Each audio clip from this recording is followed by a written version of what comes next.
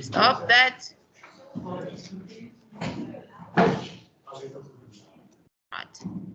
Right, people. So now listen to me. So at this stage, what you are supposed to know at this stage is you must be able to do a purchases account like we did yesterday. You have to be able to do a trading account. A trading account like we did yesterday. I just want to see all of this. Topic 1. You will see it is just 3 pages. Who's in the hand is out, please? Who's absent today? Sorry? Can you please take this and hand it out? You know, it's fun. It's funny way of taking one like that. I'll take these 2. This one will take me.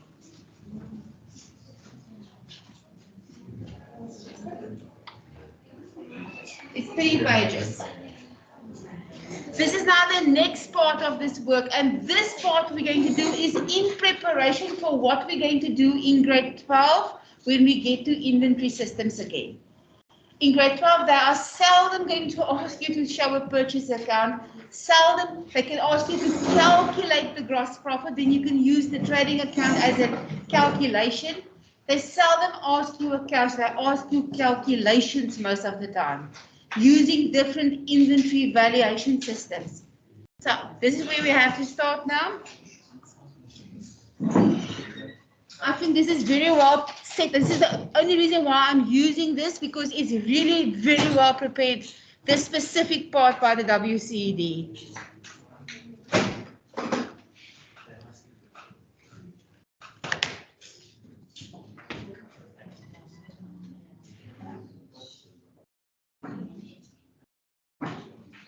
It's just when everybody has the notes.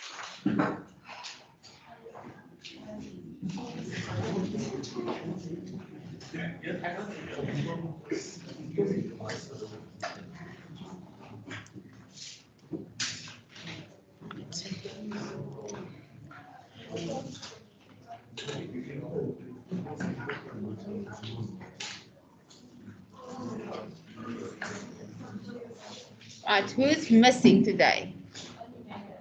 Only? And who's going to keep that? Are you keeping that? Okay. Okay. All right, people, we are going to have a look at the second part. This is, first of all, you know that this is a paper 2 topic. And you know, again, I'm repeating, we will ask you ledger accounts in grade 11. The ledger accounts that you are most probably going to get in grade 11 regarding periodic inventory system is purchases, because anything that happens with your stock must be recorded in purchases, and then the trading account, because you must be able to calculate gross profit. And in grade 11, we concentrate on the trading account, while in grade 12, it's going to be a calculation. So in grade 11, it is the account itself. Those are the 2 important accounts. But that's not the only work you must be able to do regarding inventory. And we are using the periodic stock system to explain the rest of the work regarding inventory, because you can do exactly the same calculations with the perpetual stock method, exactly the same. But we are in grade 11, we concentrate on periodic. Next year, when you get to grade 12, you will see there are 2 systems, this one and then the perpetual or the continuous one. And then there are 3 ways to evaluate your inventory, the inventory in your business, and the type of inventory valuation will determine what is the value of your closing inventory, and from there the rest stays the same. Are you okay with this? Right, now, what you've learned in grade 10 and grade 11 about that you can read on your own, but what I want you to, unfortunately, I cannot write on this, because this is, as you can see, it's a PDF. There's nothing I can do. I can't write here. But you already should know the accounts, but then importantly, you have to know the advantages and disadvantages of the periodic inventory system. It is given here. I'll show you now. So that is theory that you need to know. So can you please write there, know the theory? Because remember, you have to write a 100-mark test this term on 2 topics. One is budgets and the other one is inventory systems. So you can think that there will be theory to ask, because 100 marks for 2 topics is a lot of marks. But must be 50-50 because you've spent half of the time on budgets, half of the time on this. Right? You have to be able to distinguish between the differences between the perpetual and the periodic system. I have a page. I will give that page to you. It's not on this. I will give a page where you can see what is the differences. You must be able to analyze the transactions. I will give you that page as well. But I want to go to the calculations, because these calculations is in preparation for grade 12. I will give you the information about the differences. That's a page, just a summary, and I will explain how to analyze. That means what's the effect on the accounting equation regarding inventory in the periodic stock system. We will still do that. I want to focus on the calculations that you should be able to do. Then there is a whole story about what is periodic system. There's the advantages and disadvantages. You must go and study that from this page. I'm not going to study it on your behalf. Are you fine with that? Okay. Because I'm sure Mrs. Vigand is going to ask you some of this, because she has 50 marks that she must set up on this work. And we only have 2 accounts. Do you understand that? So there's no way that 2 accounts can be 50 marks. Are you okay with that? Okay. Then there's a comparison of the 2 systems. If you want to read through this, first one, the perpetual one, is the one that we know. Periodic is the new one where we have to write in a purchases account, and everything else goes into the separate accounts. And we know that returns and allowances on stock must be recorded in the end in your purchases, but via your creditors' allowances. Remember, if we return something to our creditor, then we cannot write in purchases immediately. We're going to write in creditors' allowances, and from there we take it to your purchases, like you do with debtors' allowances. If the owner takes something, it will be recorded in your purchases account. And then at the end of the year, you have to physically count your stock to see what is your closing balance. And very important, there is no cost of sales account. You'll have to calculate, and I've shown you that calculation already. Opening stock plus your net purchases. Net purchases is purchases minus creditors' allowances, plus import duty, plus carriage, minus closing stock gives you your cost of sales. There's no cost. That is the biggest difference between perpetual and periodic, that there is no cost of sales, which makes the calculation of cost of sales a little bit more intricate. Are you fine with this? Yes. Then with such a system, is there a markup on the stock? Like before? There is still a markup, yes. Right. Then there's a very important calculation. Remember, I already told you about this. This is the opening stock plus the purchases minus the returns, plus carriage on purchases, plus custom duty, minus your closing stock. Are you fine with that? We've done this calculation. You are going to get this calculation. Then, first of all, here is an example. They give you opening stock. They give you purchases, carriage on purchases, sales, and debtors allowances. Why do they give you debtors allowance? To confuse you, to maybe, just maybe you must minus this from purchases. Remember, creditors allowances must be subtracted from purchases, debtors allowances from sales. Then they tell you what is the value of the stock at the end of the year. That is your closing stock, and there they show you an example. There's the solution. You should be able to do this. Is there anyone who has a problem with calculating cost of sales? You should be able to do this one. Are you okay? Is there anyone who has a problem? Right, now, this one, the next one, the number of units missing is an extremely important calculation for grade 12. So the DBE has decided that normally this was not part of grade 11 work, but now they moved it to grade 11 work, so that because they know that you next year is going, if something happens and you're not in school the whole year, that we've covered some of the work that is only grade 12 work. This means Mrs. Vigand is allowed to ask it now. because it has been moved from grade 12 to grade 11. Now, this is, I just read my grade 12 paper that they're writing on Saturday. I asked they must show a the owner thinks that they are manufacturing school bags. The owner thinks that some of the school bags are missing. So show a calculation to prove his suspicion. So then they have to do this. What do? Forget about what's over there. If I manufacture school bags, then I need to know how many school bags I had at the beginning of the year, plus what I manufactured this year. Isn't that true? Minus anything that I sold this year should give me my closing inventory. Isn't that true? So let's say I had one school bag at the start of the year. I manufactured 5. That gives me 6 school bags in total. I sold 3. There should be 3 left. Is that true? Now I go and check my physical stock. There's only 2 left. Is something stolen? Yes. What is stolen? 1 school bag. And then the next question will be, what can I do to make sure in future that school bags are not stolen?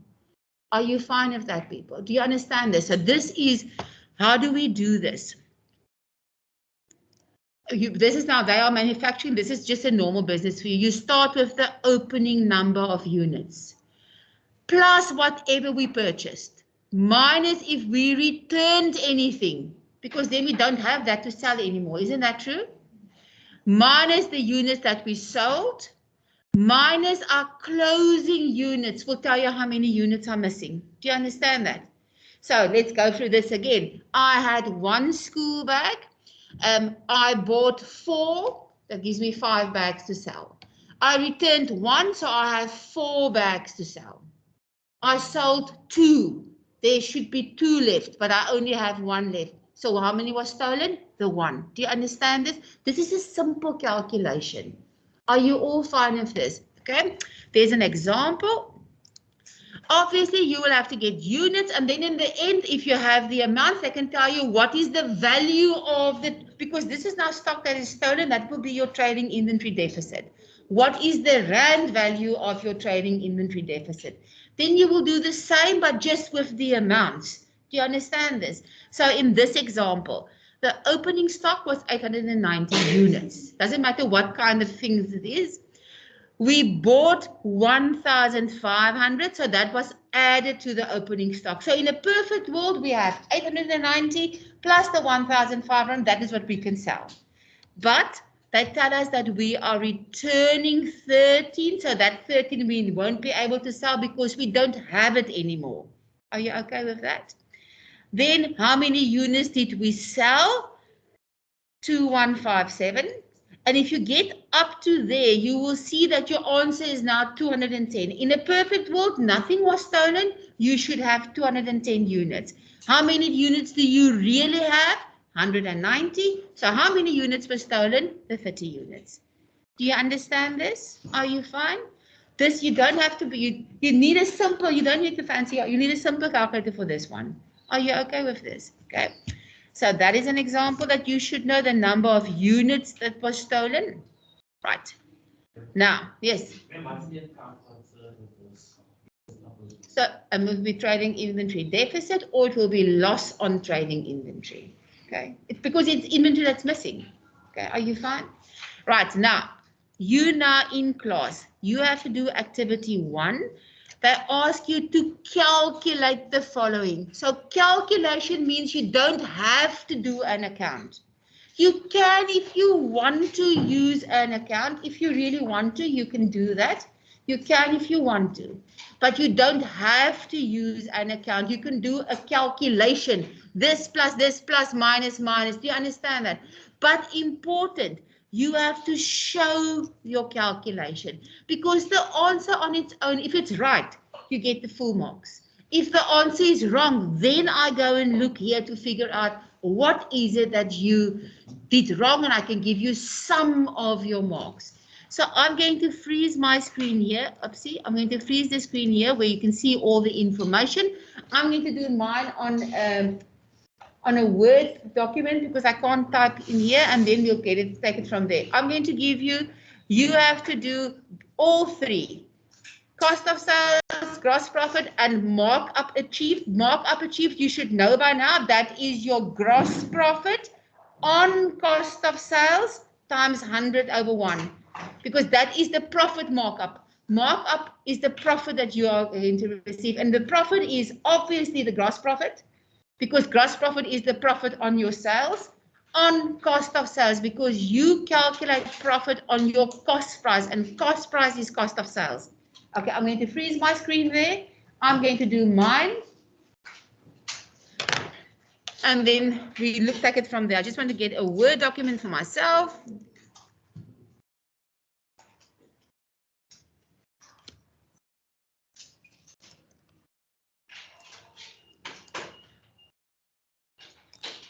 Because unfortunately, I can't work on that. Maybe I'm just trying.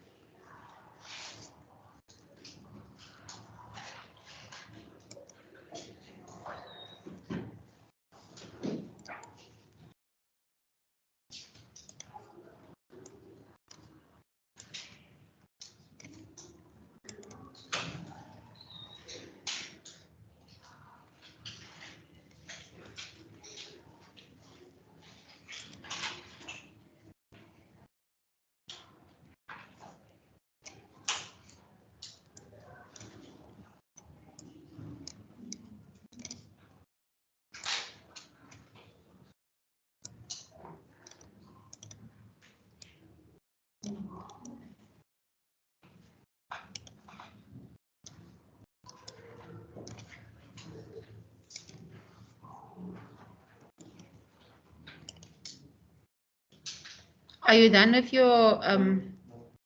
with your cost of sales? Not done yet? Are you done with cost of sales?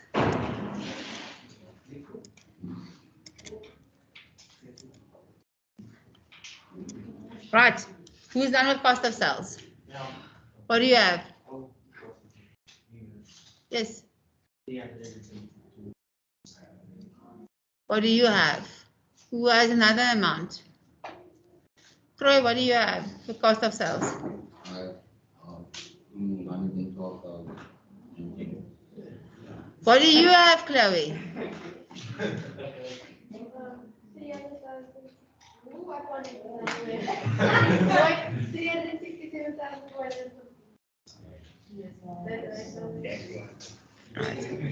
Okay, let's have a look at cost of sales. I've done it on this page actually. Look there. How do I get cost of sales? For cost of sales, you can't see. Then I suppose you need to move to the front because I can't make this any bigger. Let me just check. It's not going to go any bigger than this. Okay. See if I can make this writing a little bit bigger. I don't think I will be able to, but I can try.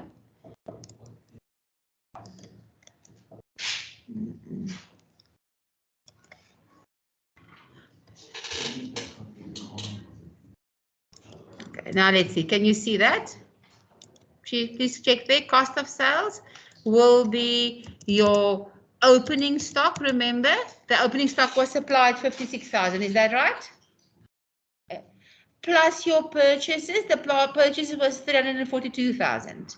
Then in the adjustment, I told you about that you return goods for 900 rand. So I put the minus 900 there. But if it doesn't have to be there, it can be anywhere else as well. Are you okay with that?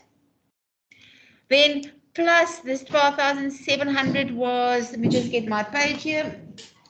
The 12,700 I think was carriage on purchases. Am I right? The carriage on purchases I need to add. Plus the 5,500, that was the customs duty. Are you okay with that? And then they tell you there was carriage on purchases not recorded yet. That is the plus 150 you see. Okay. And minus your closing stock, and they tell you the closing stock is 48,000. So if you do that, your answer is 367,450. Is there anyone who does not understand this calculation? What did you do wrong? Well, after said opening stock plus the purchases minus the goods return plus the energy purchases plus the adjustment minus the 48,000 and then plus the 21,000. What 21,000? That's status allowances. What has that to do with purchases? And you forgot about the 150 rand carriage on purchases. That was not. Did you add that? So you cannot put debtors allowances there. Debtors allowances has to do with sales. You are busy with cost of sales, which has to do with your purchases. Make a note of that.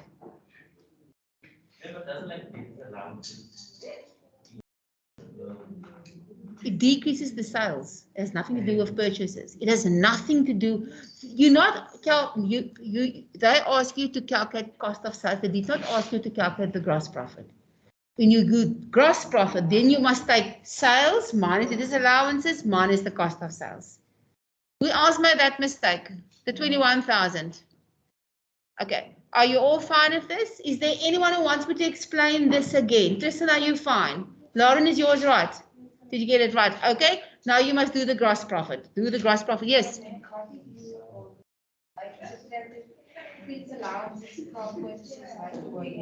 That's fine. It's a calculation. It's a the only reason I won't do it that way is in case, me and my calculator, we're not friends. So I write out everything that I want to do for in case I make a calculation error on my calculator, I can get some of the part marks. That's the only reason why I write out everything. Right. Can you now please do gross profit? I've done my gross profit as well. Remember, gross profit is sales minus cost of sales. And it's net sales now. So let me get my gross profit here.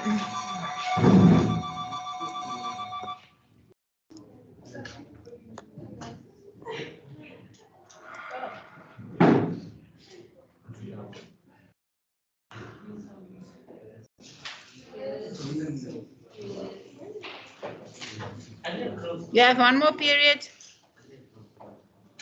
You must calculate your gross profit now, please.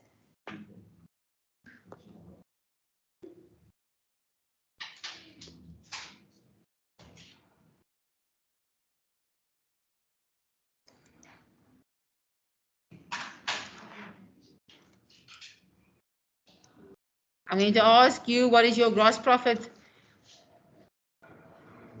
You? Who do you think?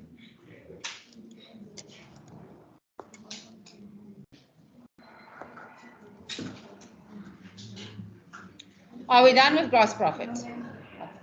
Gross profit is sales minus cost of sales. That's gross profit. If you still don't know that, then you've been asleep since grade 10. You must know how to calculate gross profit. Right. Oh, Waba, what is your answer for gross profit?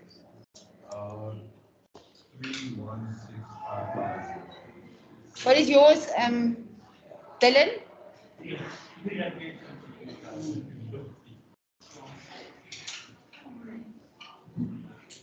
What is yours, Hatita?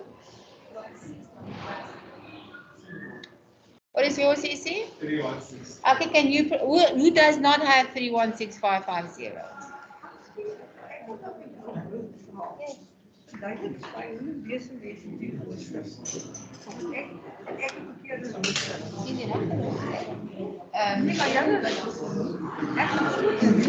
ou nie, ons lees dit 20 hier. Dit is 'n ou bladsy waarop ek geskryf het. Nee, dit is reg so. So van maand van Dinsdag af kom ek van kom skool toe. Hulle het klas. Nee, hulle skryf toets van 8:15 tot 11:30. En dan gaan hulle huis toe, dan kom jy van 10 en 11 en dan skryf jy toets van 11 tot 1. Hulle skryf daar, so hulle gaan daar skryf in daai tydperk skryf en hulle gaan in daai tyd skryf. Nee, wat? Ek stel daai ding op. So ek sal mooi die regte persoon kom vra. Right, is julle all right? You right people? Okay, what did you do? What did you did? Jayden, what did you get? I got the same one. Okay, can you perhaps tell me, sir, Mr. Oren, sir? What did you do? You like Sir Lancelot, always not on the same page as the rest of us. Yes. You took what? Give me the figures.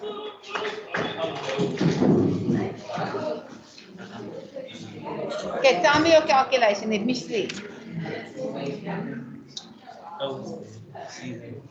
Sales, that is your sales. And this is your cost of sales. But your cost of sales, if your cost of sales is wrong there, you can't use the same cost of sales there. And what about your debtors allowances? Redo this.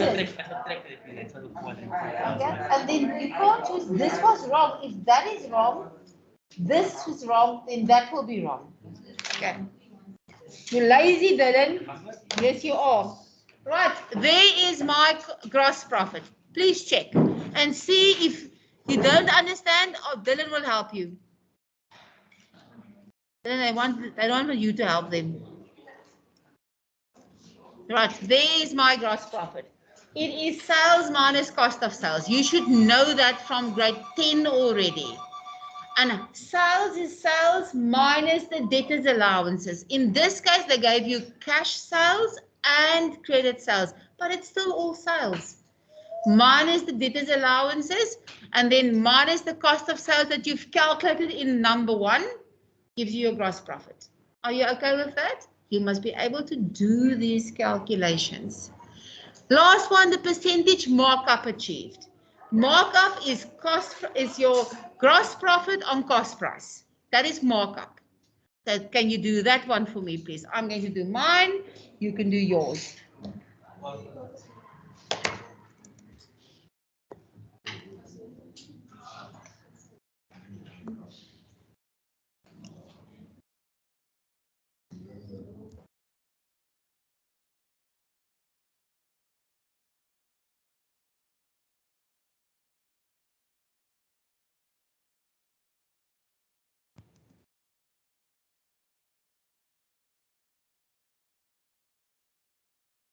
It's going to be times 100 because you want this to be a percentage.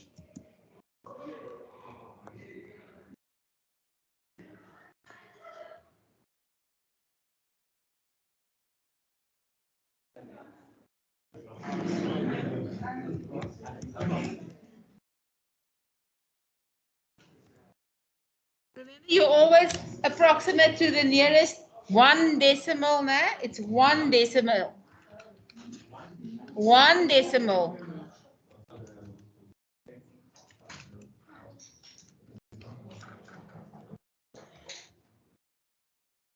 Right, are we done?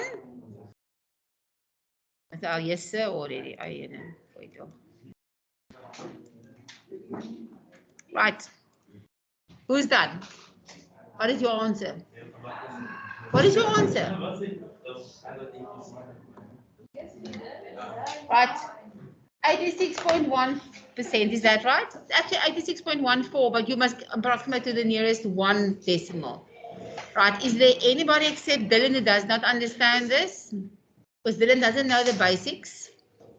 Are you okay with this, people? Is there anyone? Is here you find? This will be, listen to me, this calculation of cost of sales, this one will be 1, 2, 3, 4, 5, 6, 7, can be up to 8 marks to calculate cost of sales. 8 marks. That's 8 marks for Mahala, basically, because it's work that you've done over and over. Then gross profit will be 1, 2, 3, in this example, 1, 2, 3, 4, 5 marks for gross profit. And then if you get this, then we have to give you accepted mark for your gross profit and accepted mark for your cost of sales or your cost price. And then we have to accept your answer, 3 marks. So this is 3 and 7 is 10, and it can be up to 18 marks depending on how many marks they give you for cost of sales. That is really 18 out of 150 marks in the final exam, because this is in your grade 12 paper also, part of inventories. Are you okay with this? Right, let's go to the next one. We've done now activity 1. Now there's an activity 2. This is concepts. How do I get this on the full page? Why can't I get this? On the full, oh yeah. Right. On the full page. Can you perhaps, you just need to take this, you have it, or this, can you please just write or underline the right one there for 2.1? Just underline. If you, I'm going to try and, I don't know what I'm going to do. I will, I'm going to highlight. I'm going to, so can you please underline? I will highlight.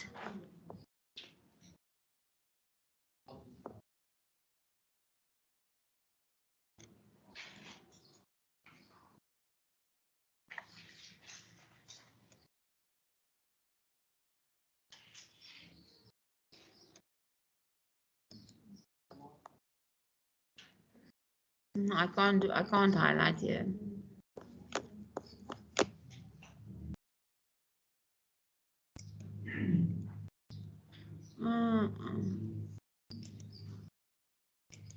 Wait, maybe I can.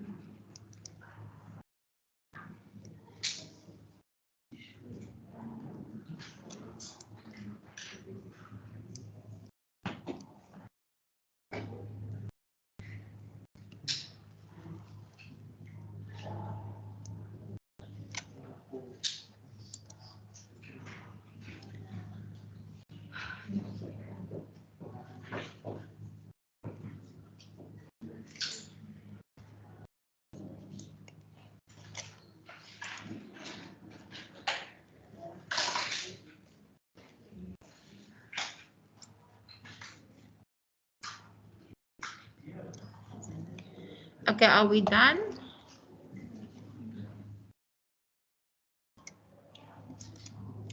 Can I go, people? Okay, let's have a look here. Let me just get back to mine. I've just moved it away. Right. Right, first question, cost of sales is determined at the point of sale. That means there, when you sell, you already know what the cost of sales is. Will that be in the perpetual or the periodic inventory system? Perpetual, because that's the system that keeps track of your inventory as you buy and sell. Then in the periodic inventory system, carriage on purchases is recorded as an asset or an expense. Expense, how do we know it's an expense? Because we close it off to the trading account. Remember, asset accounts are not supposed to be closed off. The only asset that there's never an asset that you close off. Are you okay with that? There is no asset. There is no asset that you close off at the end of the year. The only balance sheet account that gets closed off is drawings, and that gets closed off to the capital account. Then the perpetual, the periodic system is more suited for low value goods purchased in bulk. Which one do you think? Periodic one. Merchandise purchased is recorded as an asset or an expense in the perpetual inventory system. Which one? Cannot be an asset. It's recorded as, where do you record the trading inventory you buy? This is not, oh, perpetual, it is asset, sorry. If it's periodic, it would be an expense, is that right? Are you fine? Okay. Then 2.2, I ask you, required, again the same calculations, calculate the cost of sales. Now, average stock turnover rate is a new calculation. Actually, not new. You've done it when we did partnerships, remember? But this specific, listen, write it down there somewhere. Add a tool. Let me write here. The calculations regarding inventory that we ask in paper 2 is average stock to. Oh, I must write in bigger letters. I don't actually know how to write in bigger letters. Bold. Okay. You need to know stock turnover rate.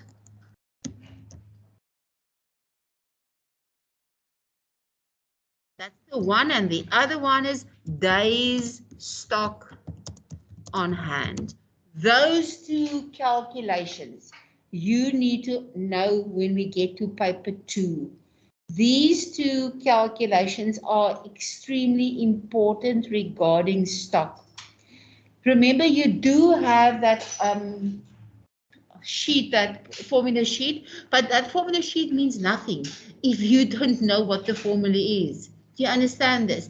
So in your textbook, for those of you who have forgotten, let me just tell you where in your textbook you will find this, because it's been a while since we've done anything like this. Let me just get my grade 11 textbook here.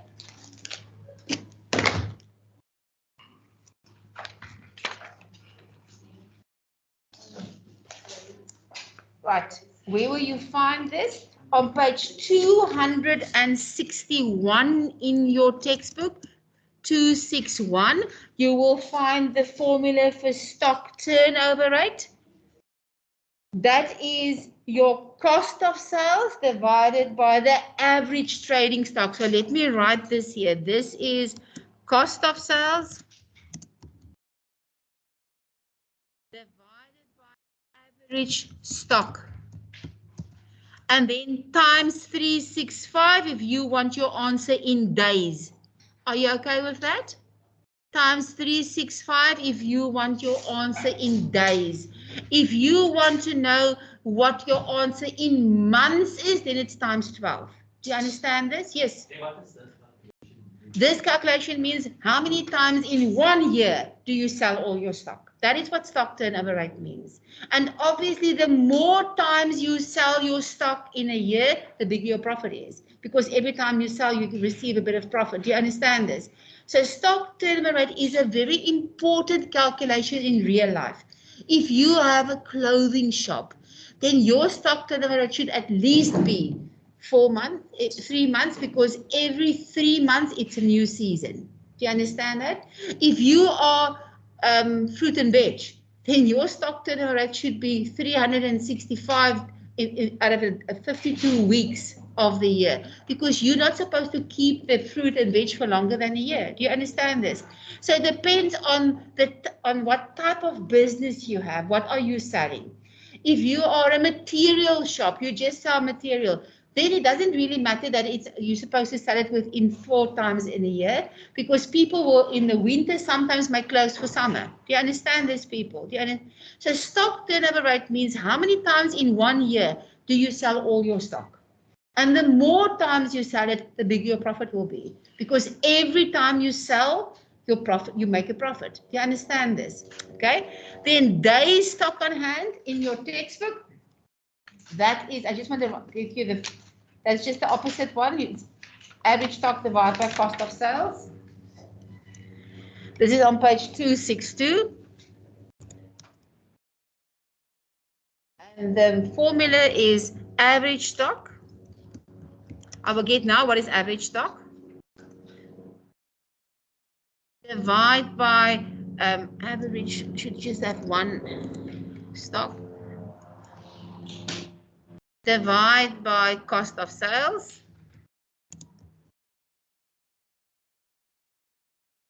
And if you want this in stock should not be times this. That's wrong. Here times 365. Or times 12, depending if you want it in days or in months. Okay. Let me just go back. I want to explain what average stock is. Average stock. The answer here will be so many times a year. Are you fine with that? Are you fine, people? And what does this mean? Average days stock on hand. This means how many days, if you don't buy stock, I'm not going to buy any stock anymore. How many days stock will you have before your shop is empty?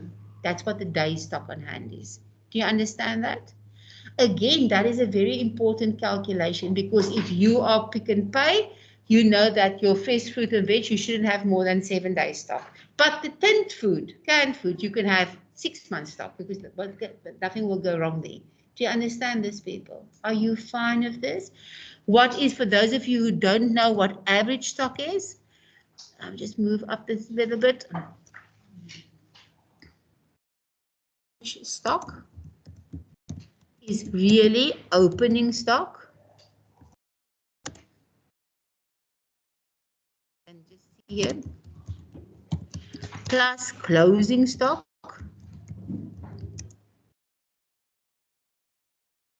You can see. This at the bottom here. These two divide by 2. That is how you get the average. Divide by 2. Is there anyone who has a problem with this? Anyone? So stock turnover rate tells you how many times a year your stock will be sold, all of that. And days stock on hand tells you how many days stock you have before your shop is empty. Are you okay with that? Are you fine? Well, fruit and veg shouldn't have more than about 7 days stock on hand for their fresh produce.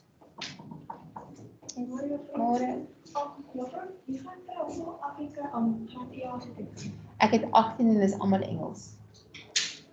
18 en almal Engels, ja. Saam met my is ons 19. Okay? Saam met my is ons 19. Okay. Are you fine with this? Are you okay with this, people? You need to know these two calculations. It is, you will get a formula sheet with your question paper. Don't worry about that. But if you don't know what the formula stands for, it's no use, because then you have about 20 to choose from, and which one you're going to choose. Are you okay with this? Days stock on hand. You take your cost of sales, divide by your average stock. Average stock is opening stock plus closing stock, divide by 2. And for stock turnover, it's cost of sales divided by average stock. Are you fine with this? Is there anyone who has a problem? Okay, right. You're now supposed to do activity 2, this please. I'm going to let this go. I'm going to close this now. Okay, let me leave it there. No, let me close it. Right, you do that please, for that exercise, and I'm going to do mine. If I can get my remote. What did I do with the remote now this time?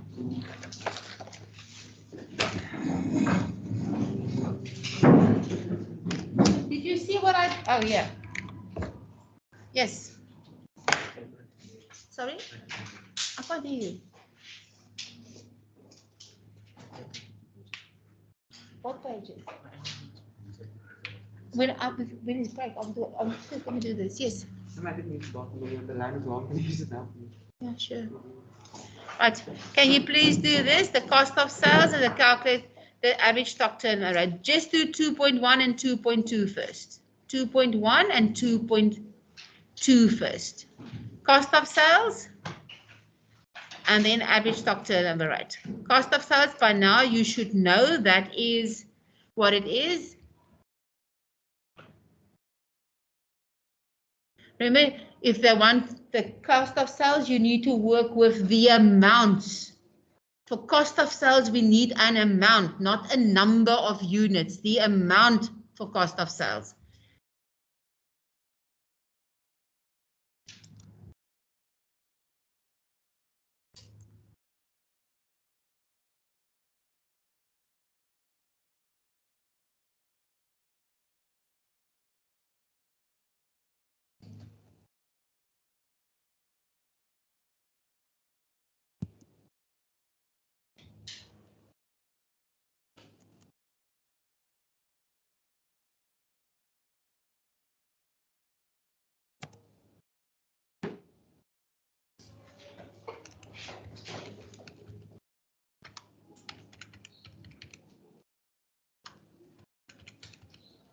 Dylan, what is your answer? Dylan?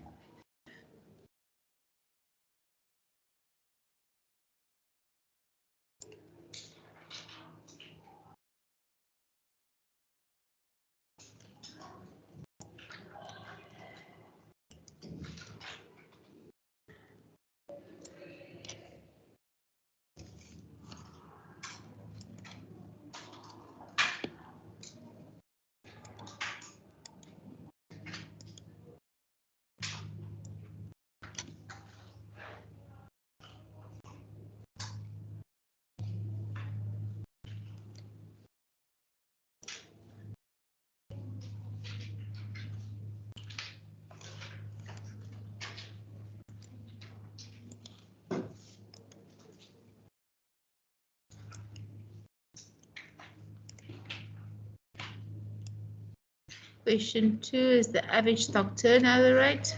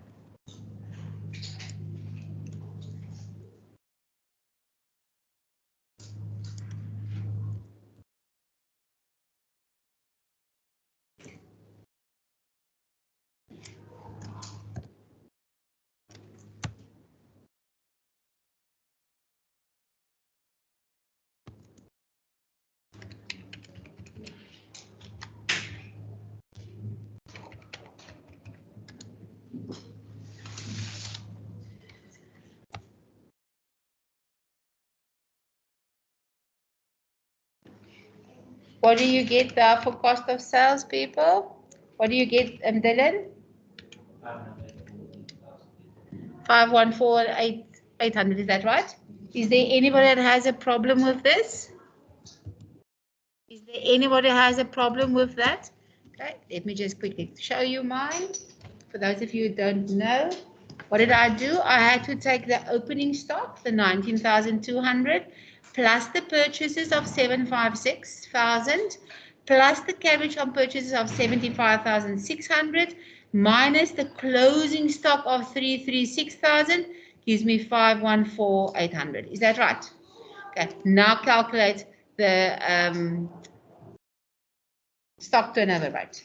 That is your cost of sales divided by your average stock. Now, that is what is your stock turnover rate? It's the cost of sales divided by the average stock. And you must get an answer so many times.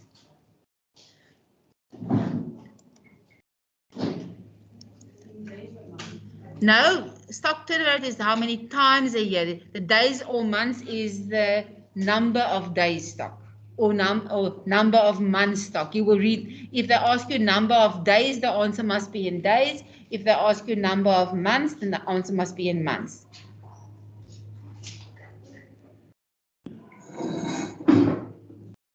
Yes? Yes?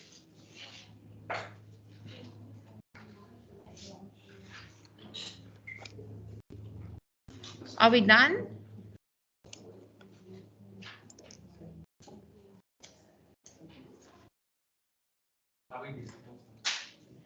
Always one. Always one decimal.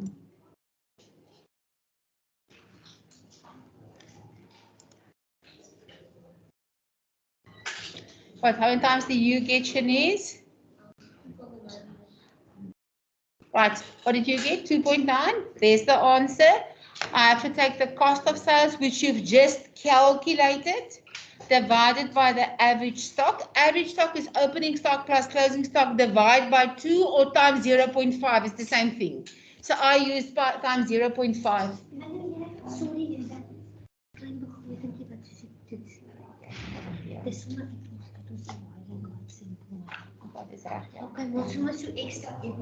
Okay. Right, and that gives you in the end 2.9 times. Are you okay with that? Is there anyone who has a problem with that, calculating this? Okay, the next question. Let's go back to the next question. I can't remember what the next question is. The next question was, Xiaom suspects that stock is being stolen despite security cameras being installed. Provide a calculation to verify her suspicion. Now this means that you will have to go and you will check the units. How many units did we have? How many units did we add? How many did we sell? What is the closing stock? And if the number of units that we have on paper is less than or more than the real closing stock, then you know that something was stolen. So you need to use the units now. So there's the information. You use your units and you calculate. She is suspecting that somebody is stealing some of her stock. Now she wants you to confirm her suspicion. I'm going to do mine and you do yours.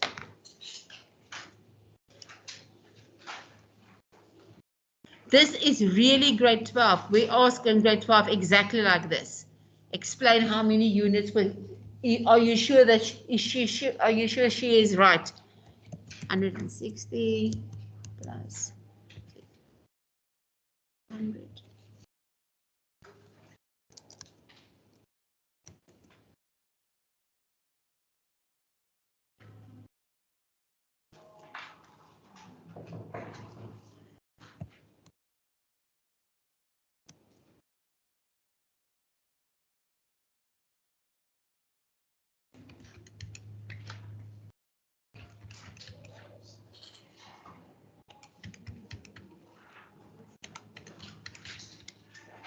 Right, do you have an answer for me?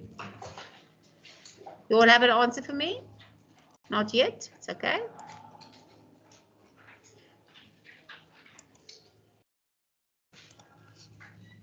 I want to know how many units are stolen. She started with 160 units, she bought 6,300, she sold 3,200, and she still has 2,800 left. I want to know, is her suspicion correct?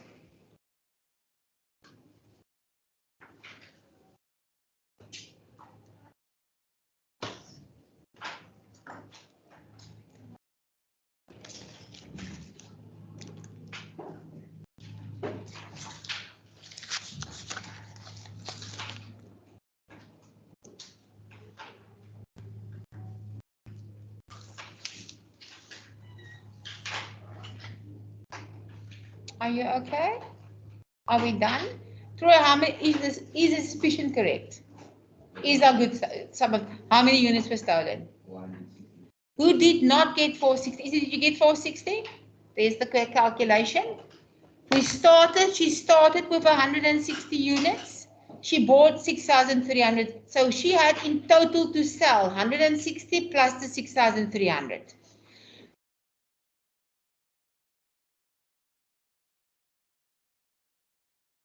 Has 2,800 units left.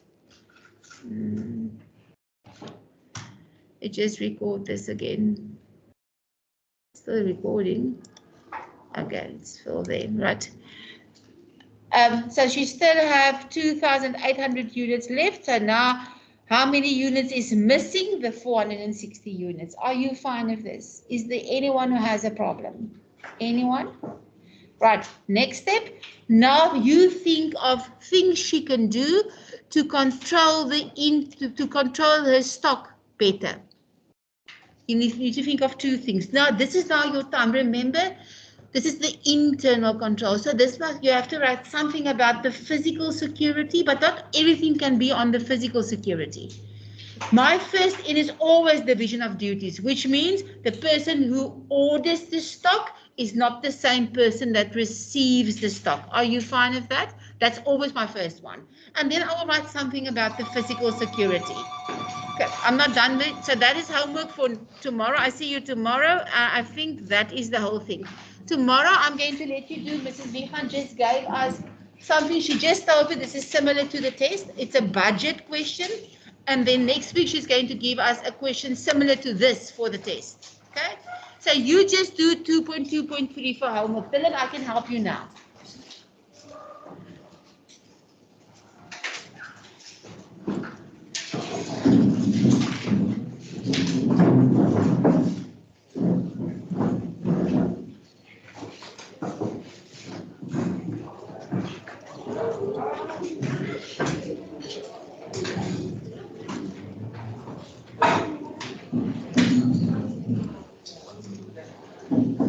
Yes.